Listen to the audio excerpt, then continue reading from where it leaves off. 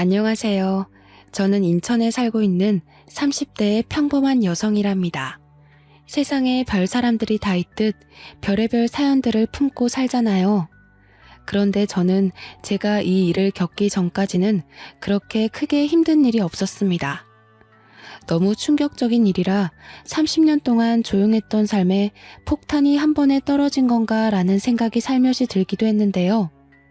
그런 제 사연 다들 한 번만 들어주시길 바랍니다. 전 원래 어려서부터 결혼을 일찍 하고 싶어 했어요. 오죽하면 고등학생 때도 결혼 노래를 불러서 저희 아빠께서는 그렇게 빨리 집을 떠나고 싶냐며 서운해 하셨고, 친구들은 제가 1등으로 결혼할 거라 생각했죠.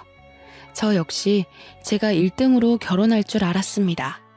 그러나 현실은 제 꿈을 이루기에는 너무 버거운 존재였어요.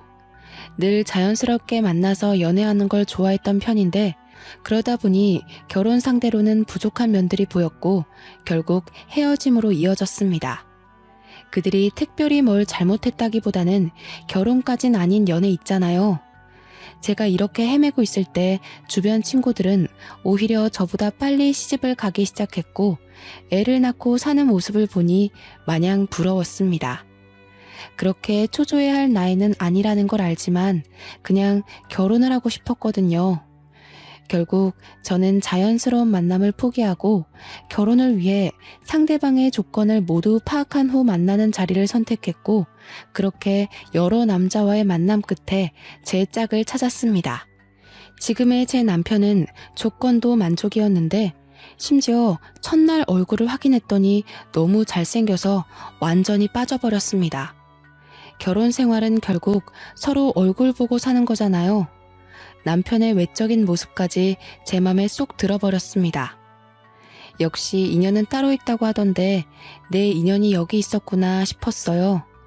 남편도 저도 서로 결혼을 전제로 만나는 거라 연애 초기부터 자연스럽게 결혼에 대한 얘기를 주고받으면서 계획을 세웠습니다. 그리고 전 이 연애가 마음에 무척 들었어요. 뭔가 시간 낭비하는 것 같지도 않고 조건도 알맞지만 무엇보다 진심으로 서로 사랑해서 하는 결혼이니 더욱 좋았죠. 저만큼이나 결혼을 서두르고 싶어 했던 남편은 만난 지 1년도 안 된 상태에서 제게 프로포즈를 했습니다. 예상치도 못하게 받은 프로포즈는 잊을 수 없는 감동으로 남았고, 저희는 바로 결혼을 준비했어요. 친정 부모님은 남편을 두 팔 벌려 환영하시는 분위기로 친아들처럼 반겨주셨고, 남편도 저희 부모님께 살갑게 정말 잘했습니다. 그리고 시댁에 인사를 하러 갔을 때도 똑같은 분위기였어요. 저희 집도 꽤 밝고 유쾌한 분위기인데 시댁도 화목함이 인상적이었습니다. 특히나 시부가 굉장한 사업가셔서 경제적 여유가 있으신 편인데도 오히려 검소하신 게 정말 좋았어요. 남편에게는 위에 누나와 아래 여동생이 있었고, 시댁에 인사를 하러 갔을 때 모두 함께 뵙습니다. 오느라 고생했네. 어서 와요. 네, 안녕하세요. 저는 성미연이에요, 아버님, 어머님. 그래요. 오느라 힘들었을 텐데 어서 들어와요. 임금님 수라상 저리 가라 할 정도로 한상 가득 차려서 저를 환대해 주셨고, 좋은 분위기 속에 함께 식사를 했습니다. 처음엔 형식적인 대화들로 시작해서 슬슬 어색함이 풀렸죠. 그리고 시부께서는 제게 정말 마음에 쏙 든다며 첫 대면에 통과를 아주 통쾌하게 외치시며 배웅을 해주셨습니다. 양가에 모두 인사를 마치고 나니 결혼한다는 게 실감이 나기 시작하면서 양가 부모님 모두 저희를 좋게 봐주시니 다행이었어요. 이 얘기를 제 친구들에게 했었는데 몇몇 친구들은 더 살아봐야 안다고 말해주기도 했고, 몇몇 친구들은 시댁 제대로 만난 것 같다면서 부럽다고 하기도 했습니다. 제가 사람 보는 눈이 정확하지는 않지만 느낌상 시댁 잘 만난 것 같다는 생각을 하긴 했어요. 사실상 형님의 신우까지 있으면 조금 쉽지는 않죠. 그러나 제 결혼 생활은 그렇지 않았습니다. 결혼 후에 오히려 형님과 신우랑 따로 만나면서 데이트도 하고 그렇게 잘 지냈어요. 특히 형님은 저를 엄청나게 챙겨주셨습니다. 제가 자기 여동생 같이 느껴진다면서 혹시 살면서 어렵고 힘든 일이 있으면 무조건 형님께 털어놓고 의논하라고 말해주었죠. 마치 제게 친언니라도 생긴 것처럼 의지를 많이 했습니다. 시댁과 저희 신혼집이 차로 40분 정도 거리였고 결혼하신 형님네는 1시간 거리였어요. 그리고 미혼인 신혼애랑은 20분 거리로 가장 가까웠죠. 신우는 미혼이기도 하고 아직 젊어서 친구들과 시간을 많이 보내는 탓에 자주는 못 봤는데 1시간 거리에 사는 형님은 저랑 놀겠다며 그 힘든 거리를 왔다 갔다 해주셨습니다. 하도 저희 집 쪽으로 자꾸 오셔서 이번에는 제가 가겠다고 하면 절대 안 된다고 막으셨거든요. 그래서 정작 저는 형님네 동네에 못 가봤습니다. 한 번은 제가 형님에게 물어봤어요. 형님, 근데 왕복 2시간이 넘는데 매번 이렇게 오시는 거 안 힘드세요? 다음에는 진짜 제가 갈게요. 무슨 소리야. 옳게 힘든 거 하지 마. 나는 운전하는 것도 좋아하고 그래서 상관없는데 옳게는 여리여리한 게 꼭 힘든 일 하면 쓰러지게 생겼잖아. 에이, 무슨 소리예요, 형님. 저 그렇게 연약한 사람 아니에요. 정말 다음에는 한번 초대해 주세요. 형님만 매번 저 위해서 고생하셔서 마음이 불편해요. 난 동생이 밑으로 둘이나 있잖아. 그래서 그런가 이렇게 하는 게 더 편해. 올케가 우리 동네로 오고 그러면 오히려 불편해서 제대로 놀지도 못할 것 같아. 그니까 그런 거 신경 쓰지 말고 보자. 얼굴 보는 게 중요하지 누가 오고 가면 어때? 형님은 여장부 스타일의 정말 당차신 분이라서 안 친했을 때는 약간 무서웠는데 막상 친해지고 보니 이렇게 다정하신 분이었죠. 제가 힘들까봐 그게 싫어서 본인이 매번 저를 보러 오시던 분이셨고 올 때 또 빈손으로 오지도 않으셨습니다. 밑반찬이나 여자 몸에 좋은 것들을 막 사다 주시곤 했어요. 형님이랑 친해지면서 속마음도 들어볼 수 있었는데 제게 넌지시 말을 하더라고요. 옳게, 우리 부부 벌써 결혼 7년 차인가? 그런데 왜 애가 없는지 안 궁금했어? 그런 걸 뭘 궁금해요. 요즘 딩크 부부도 많고 부부 사생활인데 뭐하러 물어요, 형님. 고맙네. 나는 아기를 정말 낳고 싶었고 꼭 낳아야 했거든? 근데 3년 동안 애가 안 생기는 거야. 그래서 남편이랑 병원을 가서 검사를 해봤더니 내 자궁이 약해서 애를 못 갖는데. 말 그대로 불임인 거지. 의사한테 그 말 듣는데 너무 서글픈 거 있지?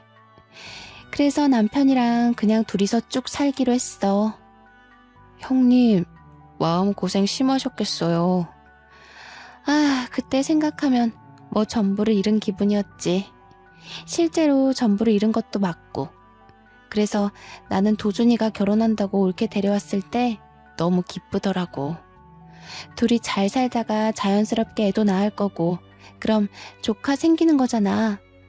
난 진짜 조카한테 뭐든 다 해줄 거야, 옳게. 언제일지는 모르겠지만 태어날 아기는 좋겠네요. 형님, 정말 아픈 상처를 저한테 이렇게 꺼내주셔서 감사해요. 그간 왜 형님네는 아기가 없는지 살짝 궁금하긴 했는데 이날 형님의 말을 듣고 마음이 참 많이 아프더라고요.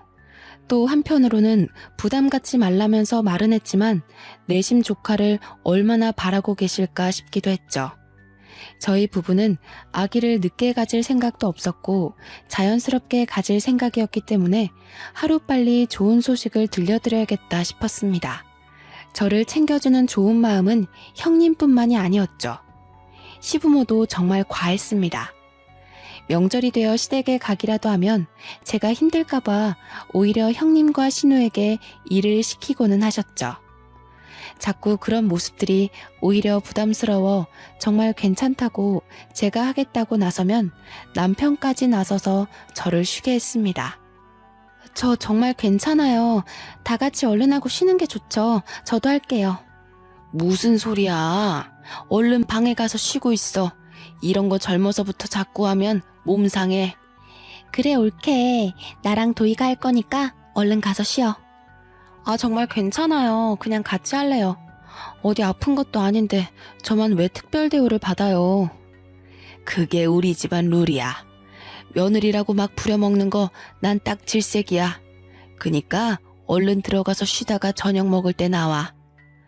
상상도 해본 적 없는 시댁에서의 풍경이었습니다. 제 지인들만 해도 명절날이로 명절만 지내고 오면 끙끙 앓고는 했는데 전 오히려 너무 심심했죠.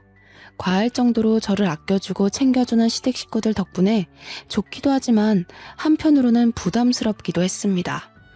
저를 과하게 챙겨주셨던 분들이지만 약간 이상한 부분은 있었어요. 형님은 제가 몸에 해로운 것이라도 하려고 하면 완전 태도가 돌변하셨습니다. 평소에 보지 못한 모습을 보이며 정색을 하더라고요. 형님과 데이트를 하다 가볍게 맥주 한 잔을 먹으려고 한 적이 있었죠. 그런데 형님은 갑자기 정색하면서 저를 말렸습니다. 옳게, 지금 술 마시려는 거야? 치킨을 먹는데 맥주를 안 마셔요? 전 당연히 맥주 한 잔 하는 줄 알았죠. 형님 드시기 싫으시면 음료수 드세요. 저는 시원하게 맥주 마시려고요. 무슨 소리야, 옳게. 내가 맥주를 마시고 옳게는 음료수를 마셔야지. 아직 아기도 안 낳은 사람이 몸 관리 안 하는 거야? 그러다 큰일 나. 형님, 맥주 한 잔 먹는다고 무슨 큰일이 나요. 평소에도 마시는데요.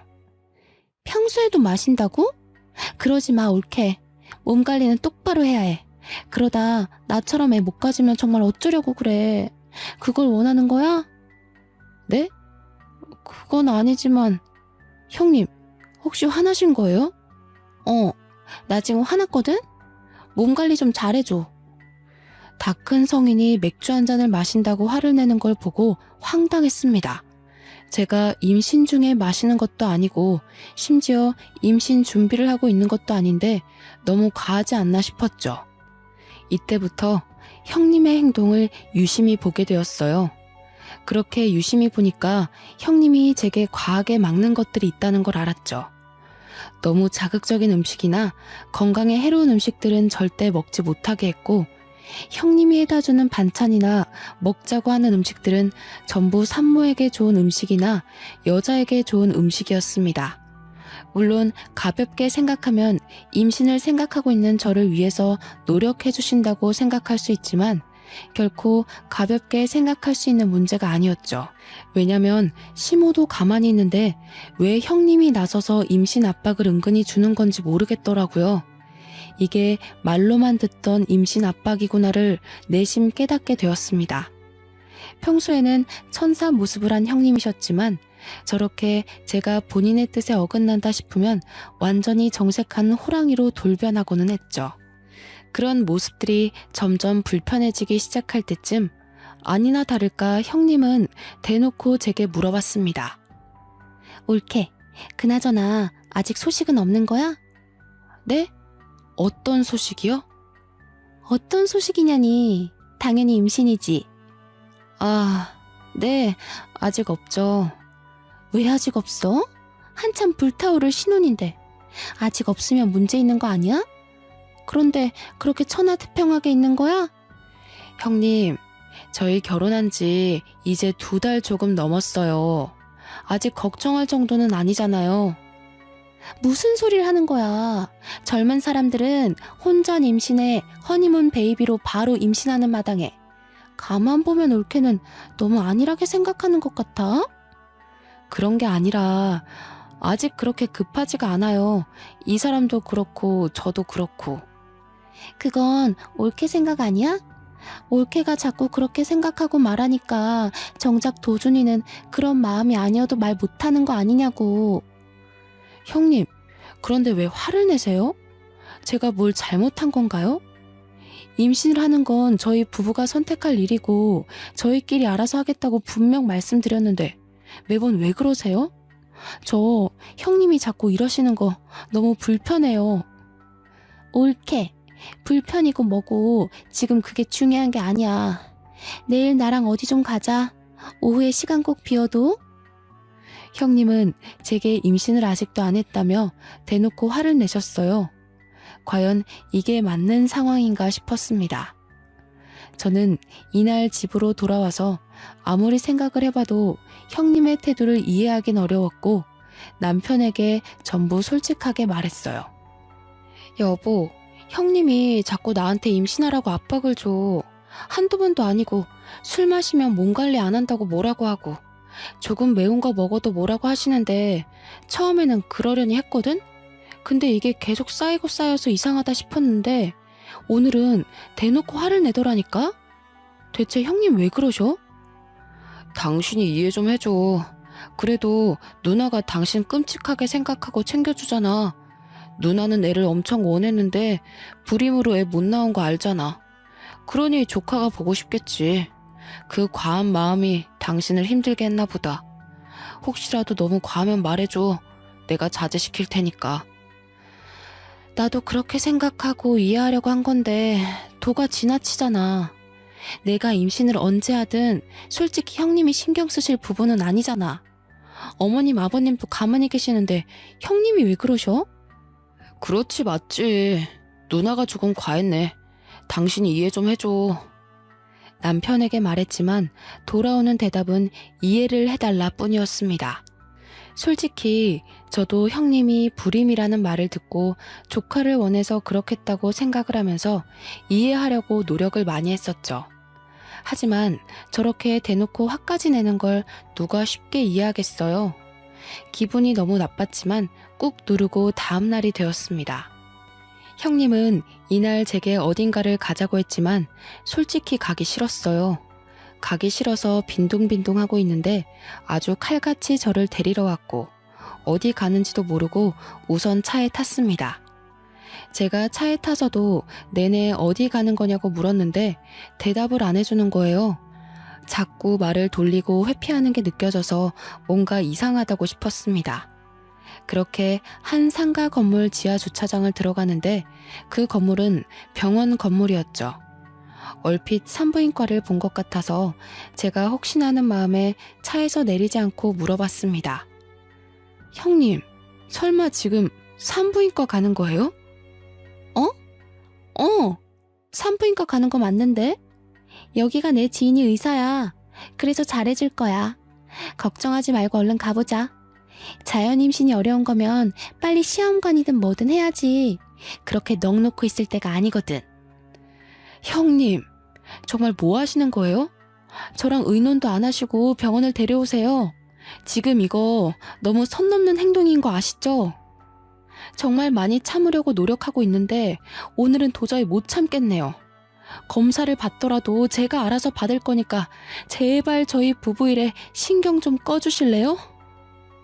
가긴 어디를 가. 여기까지 왔으면 검사라도 하고 가라니까. 검사하는 게 뭐 어려운 것도 아닌데 대체 왜 그래 어린애처럼. 제가 지금 검사하는 게 어려워서 이래요? 형님 행동하시는 게 기분 나쁘니까 그렇죠. 저는 형님이 잘 챙겨주셔서 진심으로 좋고 감사했는데 아무래도 적당히 선을 두고 보는 게 좋겠네요. 당분간은 따로 찾아오지 말아주세요. 전 그렇게 차에서 내렸고 저를 부르는 형님을 무시한 채 가버렸습니다. 집으로 오는 길 내내 아무리 생각해도 너무 화가 나는 거예요. 막말로 형님이 뭔데 저렇게까지 설치는지 모르겠고 불편하다 못해 오만정이 다 떨어졌습니다. 남편이 퇴근해서 돌아올 때까지 전 기다렸다가 남편에게도 말했어요. 나 오늘 형님 손에 이끌려서 강제로 산부인과 가서 검사받을 뻔했어. 나한테 한마디 상의도 없이 병원까지 갔다고. 내가 대체 어디까지 이해를 해줘야 하는데? 말 좀 해봐. 아, 정말이야? 누나가 너무 심했네. 내가 누나한테 그러지 말라고 말할게.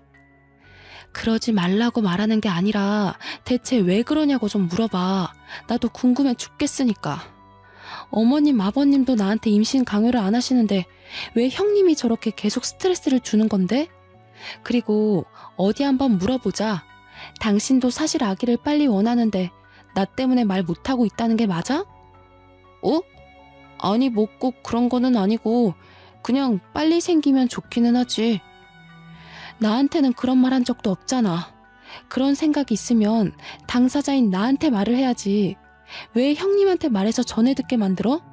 결국 당신도 문제야. 이날 남편에게 엄청나게 퍼부었습니다. 형님을 대신해 남편에게 화풀이를 한 거죠. 남편은 한참을 제 말을 들어주다가 사실은 아이를 원한다면서 빨리 낳고 싶다고 말을 했어요. 이런 말을 아내인 제게 했으면 정말 좋았겠죠. 왜 저한테 안 하고 형님에게 했는지 모르겠더라고요. 전날 남편이 형님에게 연락해서 앞으로 제게 임신에 대한 압박을 주지 말라고 말하는 걸 얼핏 들었지만 모른 척 했습니다. 이후 형님은 정말 미안하다고 연락이 몇 통 왔었어요. 조카를 너무 원했는데 아무래도 본인의 방식이 잘못이었다며 사과를 한다고 했죠. 우선 사과를 받아줄 거지만 적당히 거리를 뒀으면 좋겠다고는 말했습니다. 예전처럼 너무 자주 만나는 건 원치 않는다고 말했어요. 이 말을 잘 포장해서 돌려서 말을 했고 형님도 알겠다고 하셨죠. 이미 제대로 정이 떨어졌고 불쾌함을 너무 느낀 상황이라 예전 사이로는 절대 돌아갈 수 없다고 생각했습니다. 또 형님의 진짜 모습을 봐버려서 그런가 더욱 예전처럼 지내기 싫었어요. 형님이 보고 싶든 보기 싫든 시댁에 가야 하는 명절은 돌아오고 형님이 싸운 후 처음 맞이하는 명절이 되어 시댁에 갔습니다. 여전히 저를 공주 대접해 주셨지만 이제는 제가 완강하게 나서서 일 꼭 하겠다고 그렇게 하지 마시라고 불편하다고 했죠. 그런 제 모습에 오히려 시댁 식구들이 다 놀랐지만 괜히 꼬투리 잡힐 일은 하지 않는 게 좋겠다고 생각했습니다. 그렇게 전도 붙이고 음식을 만들다가 옷에 계란물을 흘려서 갈아입으려고 방에 갔죠. 저희 시댁이 2층 집이고 저희가 가면 2층을 사용해요. 옷을 갈아입고 2층에서 1층으로 내려오는데 1층에서 형님과 남편 그리고 신우가 다투는 소리가 들렸습니다. 시모와 시부는 방에 들어가서 쉬고 계셨거든요. 저는 뭔가 직감적으로 이건 꼭 내가 들어야 한다고 생각을 해서 엿듣기 시작했죠. 그럼 이게 다 나 때문이라는 거야? 애초에 이건 도준이 네 탓이지. 결혼한 지가 언젠데 아직도 애 한 명을 못 만들어. 너 바보냐? 어디 부족해? 그만들 좀 해. 다 들리겠다고. 엄마 아빠도 그렇고 새언니도 들으면 어쩌려고 그래 정말? 어련히 알아서 할 건데 누나가 설쳐서 이 꼴 난 거를 왜 인정을 안 해? 웃기지 마. 그게 뭐가 그렇게 어렵다고 너는 여태 몇 년 동안 그거 하나를 못하냐고.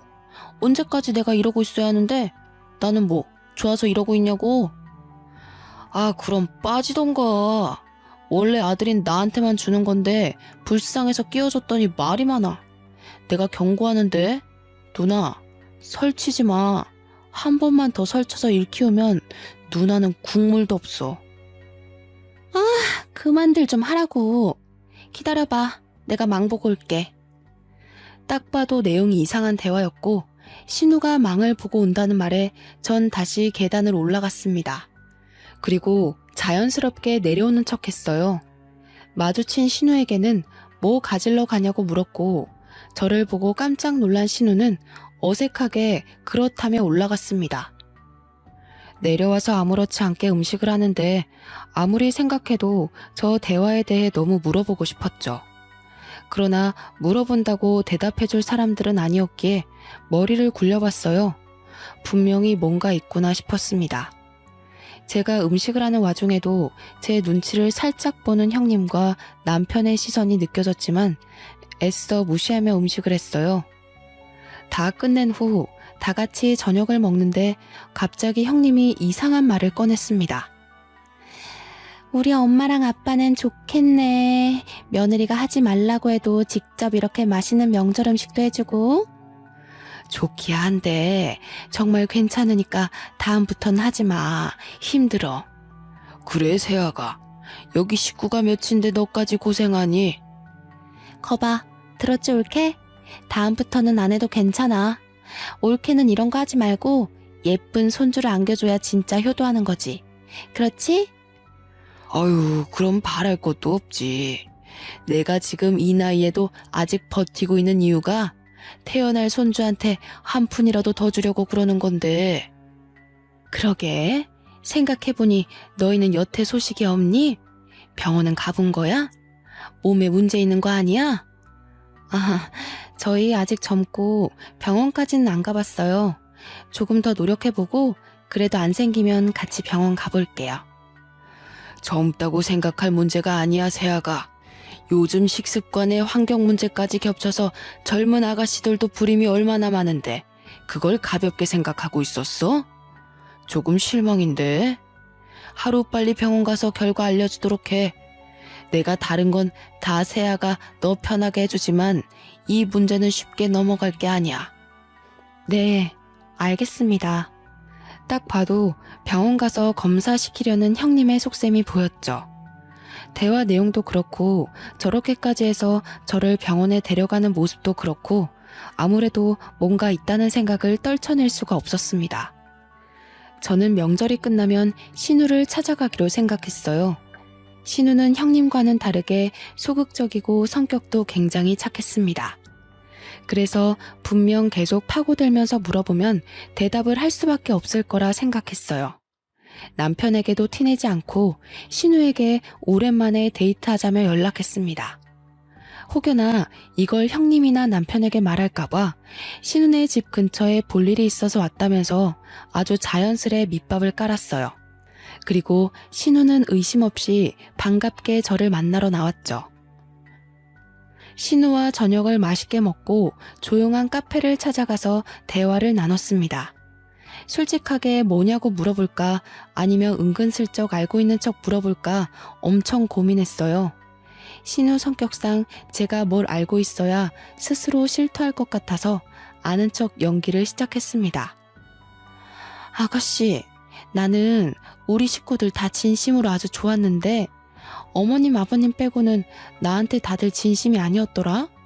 아가씨도 그렇고 그래서 너무 속상하던데? 네?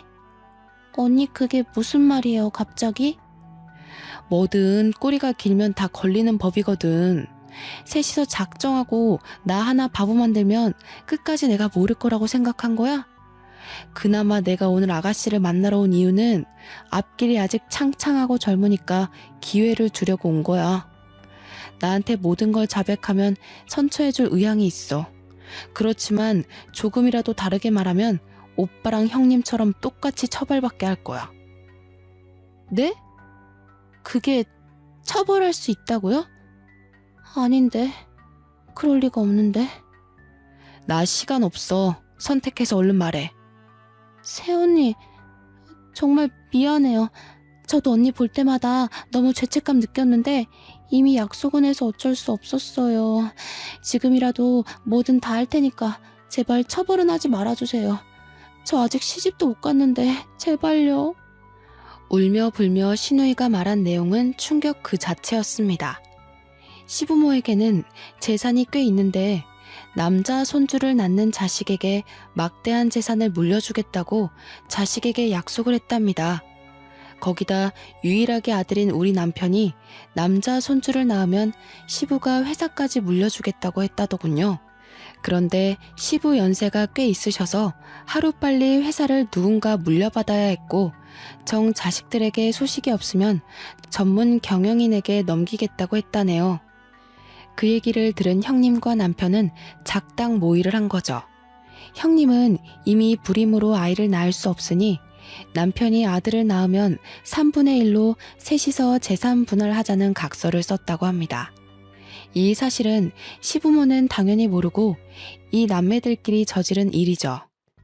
상황이 이러니 당연히 제가 빨리 아이를 가져야 했고 형님은 소식이 없는 제가 혹시라도 본인처럼 아이를 못 가질까봐 검사까지 시키려고 했던 겁니다. 전 이 사실을 알고 너무 소름이 끼쳐서 말을 못하고 있었어요. 그런데 이게 끝이 아니었죠.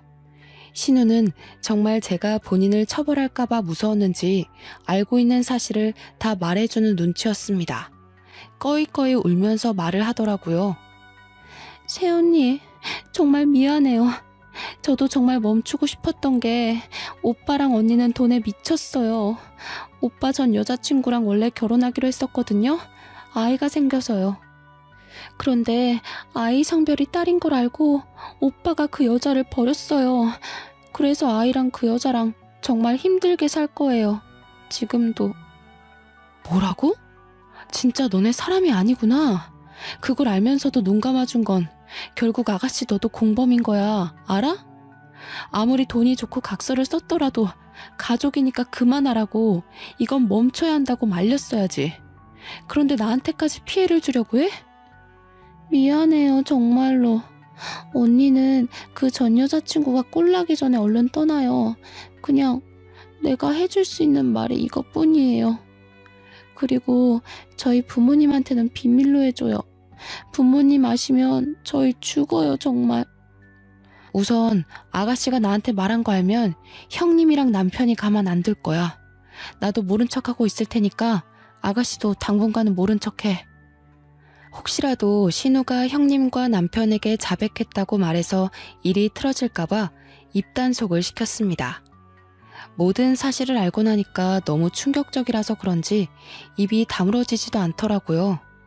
충격이 커서 남편과 한 침대에서 도저히 함께 잘 자신이 없어서 일이 생겼다 말하고 그날은 호텔에 가서 혼자 하루를 보냈습니다. 밤을 새우면서 많은 생각을 했는데 그 전 여자친구라는 사람을 찾아서 꼭 만나야겠더라고요. 그래야 정확하게 알 수 있을 것 같았죠. 그런데 이상하게 걸어다니는데 속이 울렁거리고 자꾸 몸이 나른한 게 잠을 미친 듯이 잤어요. 아무래도 스트레스를 과하게 받아서 그런 거겠지 생각하고 넘겼는데 순간 설마 하는 생각이 들었죠. 혹시나 하는 마음에 테스트기를 해봤는데 2줄이 나와버렸습니다.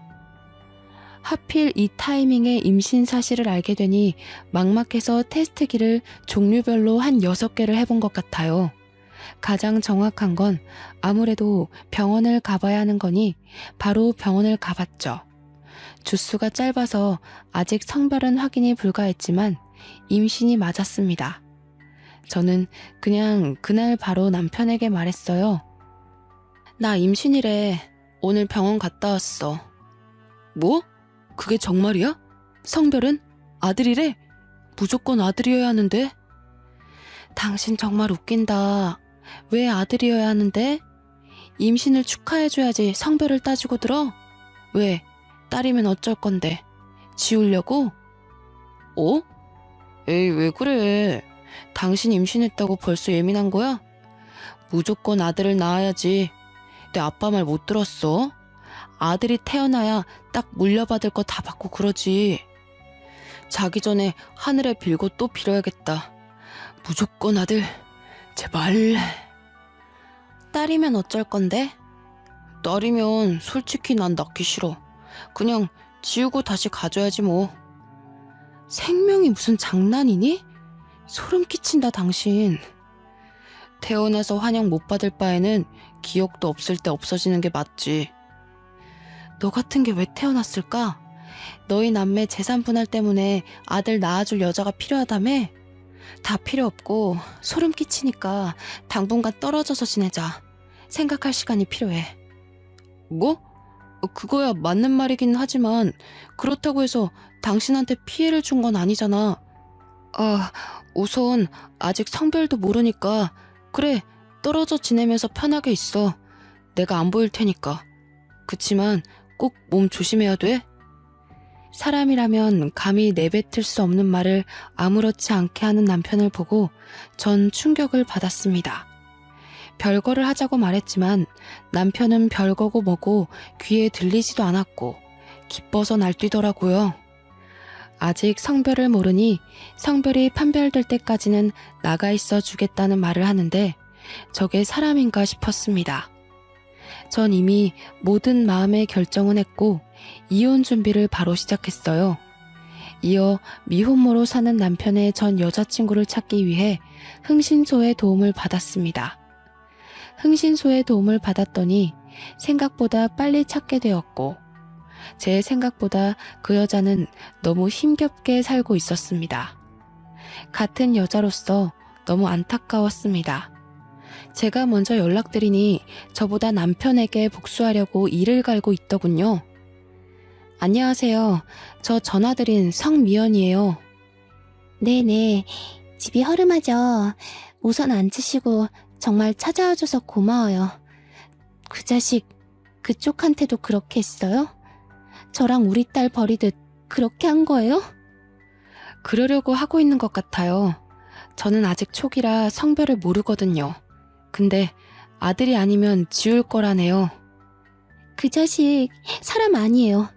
지가 결혼하자고 매달리고 또 매달리고 원치도 않는 임신까지 시켜놓고서 딸인 거 알자마자 처참하게 버리더라고요. 저는 그때 너무 어렸고 심지어 그 자식 때문에 부모님이랑도 연을 끊어서 갈 곳도 없었는데 정말 딸아이랑 둘이 얼마나 힘들게 살았는지 몰라요. 당장이라도 멱살 잡고 싶지만 먹고 사는 게 힘들어서 복수는 꿈도 못 꾸고 살았어요. 제가 도와드릴게요. 우리 그 복수 같이 해요. 저도 그 자식 가만 안 둘 거거든요. 그 여자의 말을 들어보니 마지막 순간까지도 남편한테 매달렸다고 합니다. 그렇지만 남편은 다른 여자가 생겼다면서 넌 이제 필요 없다고 아주 매몰차게 거부를 했다고 해요. 결국 딸을 가진 여자니까 버린 거고 재산에 눈이 멀어버린 괴물 같은 놈인 거죠. 저는 전 여자친구와 함께 복수를 시원하게 하고 끝내기로 마음먹었습니다. 다만 안정기가 될 때까지 기다렸어요. 그 기간 동안 따로 나가 살 집을 구했고 그곳으로 제 짐을 옮겨서 이사하고 있었습니다. 별거 중이라 집에 오지 않던 남편은 이 사실을 전혀 몰랐죠. 이혼을 준비하고 있다는 사실도 모르고 천하태평하게 지내는 남편이 웃겼습니다. 그리고 안정기에 접어들면서 성별이 아들이라는 것을 알게 되었어요. 저는 남편에게 성별이 아들이라고 메시지를 보내자마자 미친 듯이 전화가 왔죠. 여보, 세상에 아들이 맞아? 사실이야? 고생했어. 역시 우리 여보는 해낼 줄 알았어. 내가 정말 사랑하는 거 알지? 뭐 갖고 싶어? 내가 다 사줄게. 그러나 전 간결하게 딱 한마디만 하고 끊었습니다. 웃기시네. 나 너랑 이혼할 거야. 입 다물고 너희 부모님 집 앞으로 와. 아마 빨리 오는 게 좋을 거다. 남편이 버린 전 여친과 함께 시댁으로 쳐들어갔습니다. 시댁에 도착했을 때는 이미 형님과 신우 그리고 시부모가 있었고 전 여자친구를 보자마자 형님과 신우는 사색이 되었죠. 영문을 모르는 시부모에게는 제가 친절하게 설명을 해드렸습니다. 어머님, 아버님, 당신 자식들이 얼마나 괴물인 줄 아세요? 재산 그거 물려받겠다고 자기들끼리 각서까지 썼다네요. 제 남편이 아들 낳으면 3분의 1에서 나눠 갖기로요. 그리고 여기 있는 이 여자분은 저랑 만나기 전에 이미 남편의 딸을 낳으신 분이에요. 그런데 남편이 아들이 아니라 딸을 낳았다면서 이 여자분을 버렸다네요?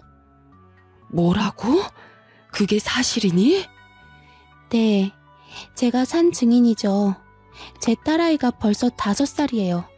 그 세월을 얼마나 피눈물 흘리면서 살았는 줄 아세요?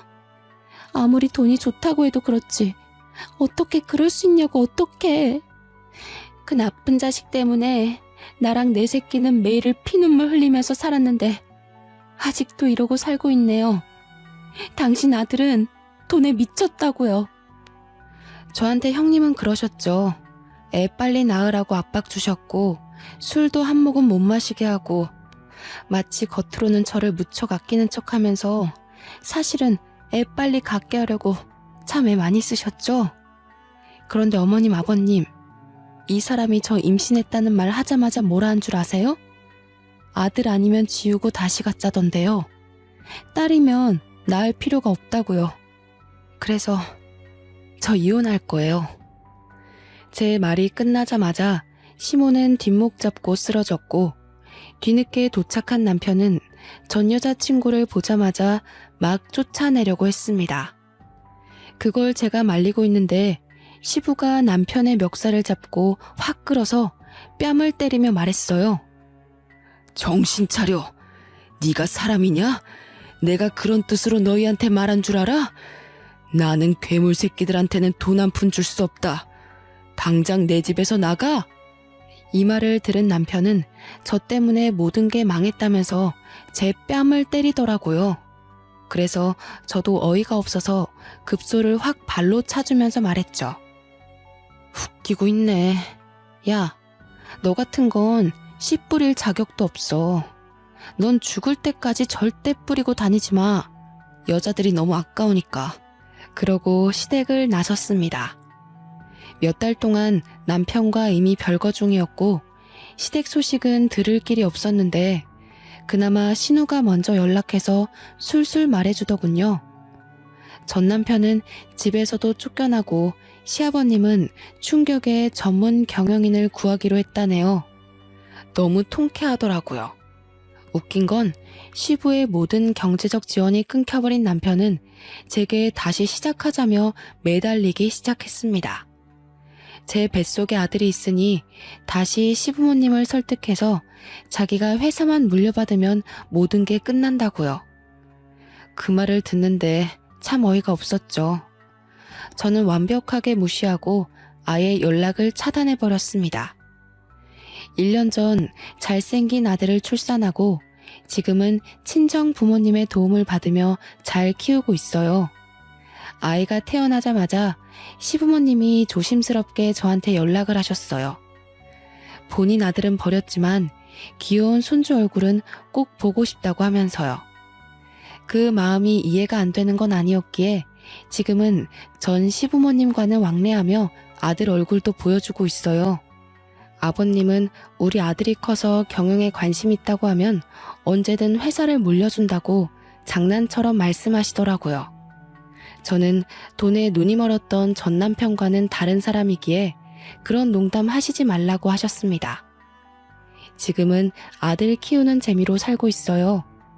어찌나 하루하루 쑥쑥 크는지 한시라도 눈을 뗄 수가 없을 정도로 귀엽더라고요. 아, 그리고 남편의 전 여친분도 시부모님이 책임지고 좋은 집으로 이사도 해주셨고 모자란 생활비도 지원해 주신다고 그러더군요.